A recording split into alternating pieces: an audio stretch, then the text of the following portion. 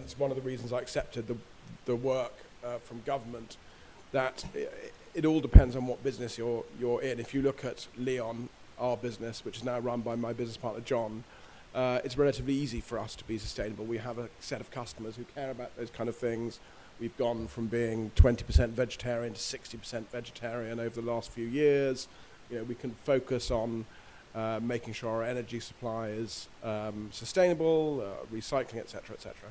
So everything aligns. But I think that is not the case for other businesses, and I think that businesses get stuck in their profit pools, and it is very, very difficult when you talk to CEOs of businesses for them to take independent action on things without being fired for destroying their profits. And therefore, I think the government approach is how the government can help businesses pivot, change the profit motive in given sectors is very interesting. And as part of the government work, the reason I took the work was I thought the terms of reference were exciting. So first of all, they were very honest for government in recognising the problems. If you look back at the food system, actually most of the problems that are in it are as a result of one of our greatest successes. So we came out of the war. In May 1943 was the first year of the war where fewer boats were sunk in the North Sea than we managed to build. So the fear of starvation was very, very visceral in this country. And Churchill said after the war that the U-boat peril was the one thing he worried about. Our own food production went from, we were about 30% self-sufficient before the war to about 60% a few years ago. That's slightly gone down recently.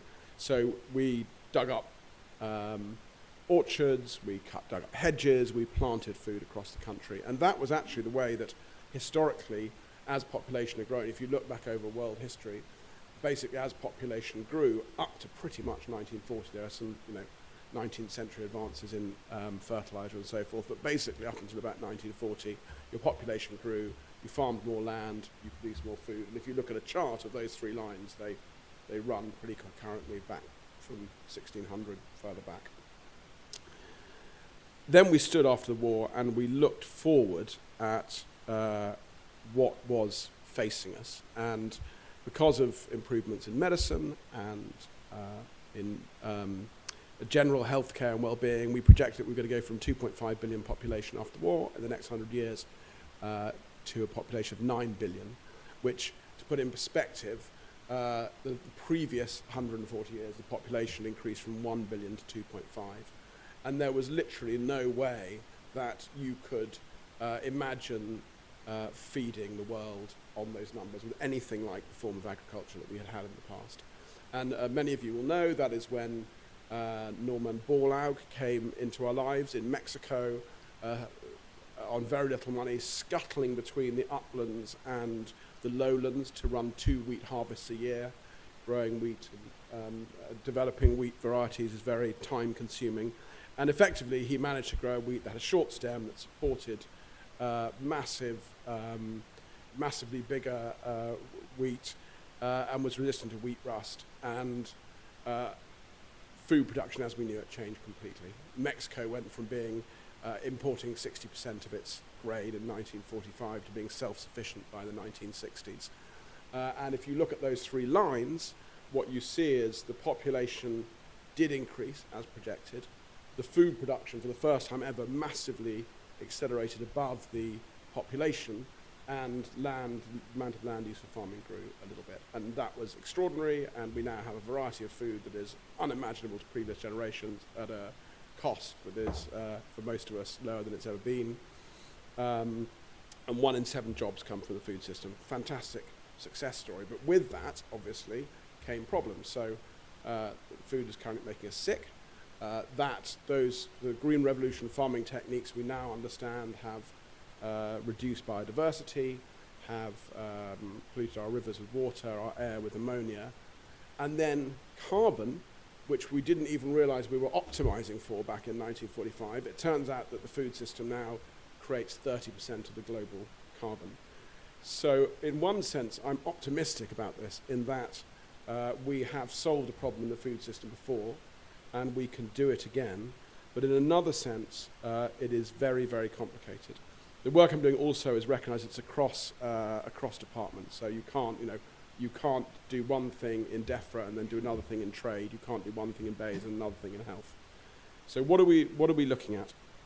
I think there are two parts to this. Obviously, the CCC is very focused on our production, uniquely focused on our production, not our consumption of carbon.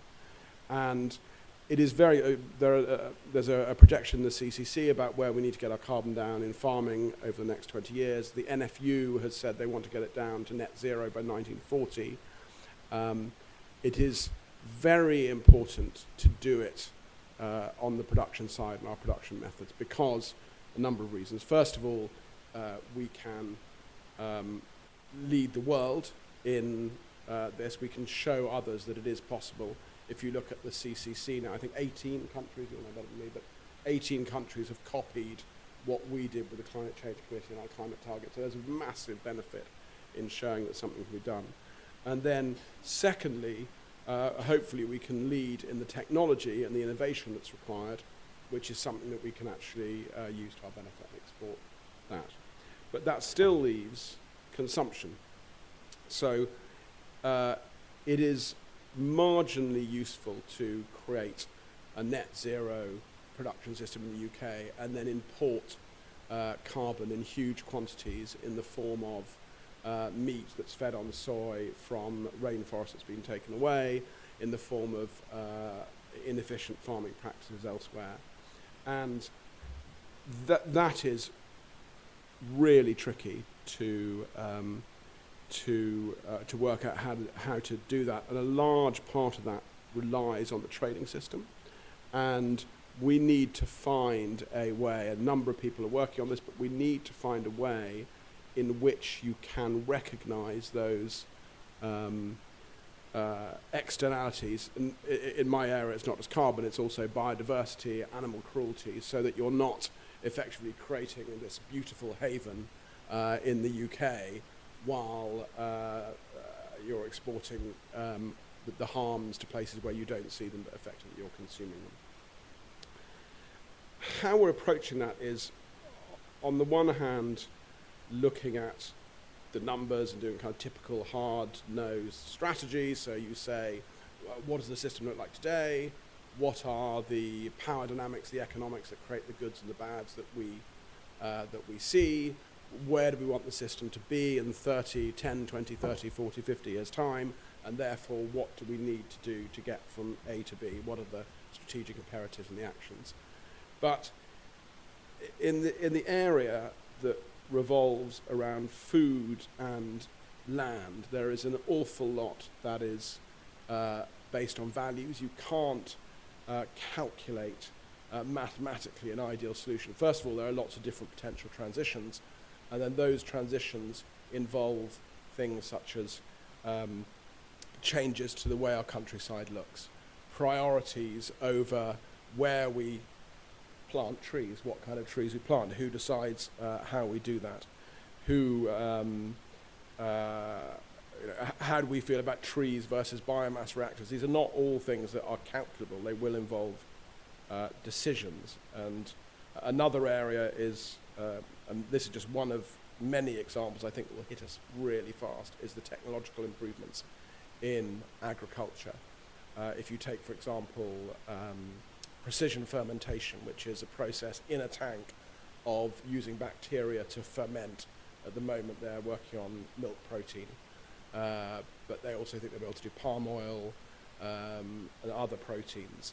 These would be very, very low carbon, but it involves gene editing the bacteria, and so there'll be all those choices and decisions. You'll have trade-offs between how people feel about these new technologies versus carbon saving. People will be worried about having these fake foods.